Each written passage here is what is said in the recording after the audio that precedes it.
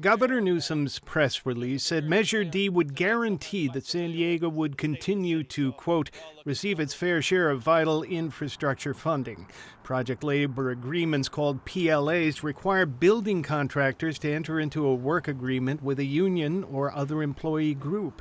10 years ago, San Diego voters approved a measure to ban PLAs from city-funded construction projects. Approval of Measure D next month would overturn that city law.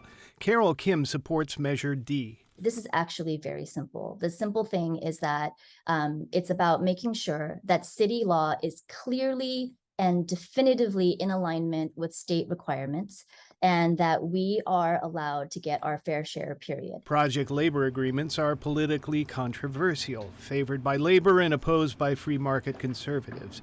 But labor-backed supporters of the measure also say San Diego risks losing state construction money because a state law says if a charter city prohibits consideration of a PLA, then state funding or financial assistance shall not be used to support that project. The state law was passed at about the same time San Diego voters banned the use of PLAs for city construction projects. How much state money has been denied San Diego due to its law? The answer is none.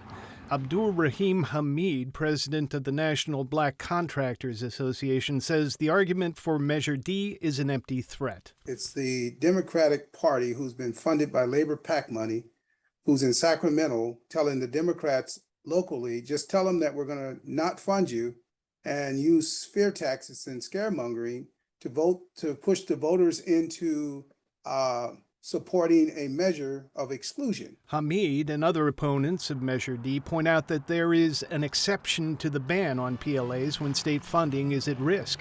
The proposition voters passed says the city can ban PLAs on city projects except when a PLA is required by state or federal law as a condition of receiving state and federal funds. The reality of it is that San Diego has never been denied funding because it doesn't have state union project labor agreements. None of the supporters of Measure D claim that San Diego has lost money because it bans project labor agreements, and Carol Kim can't give an example of a state official openly saying the city's position on PLAs has caused it to lose money. But she believes the state would take a more generous financial view of San Diego if it allowed project labor agreements for city projects. We pay a lot of taxes to the state, and that money does not come back here in the way it should, perhaps, because that money gets allocated or prioritized to other parts of the state where there are policies that make state funding agencies more comfortable. If San Diego voters allow PLAs to be required for city projects, you can expect to see a lot of them.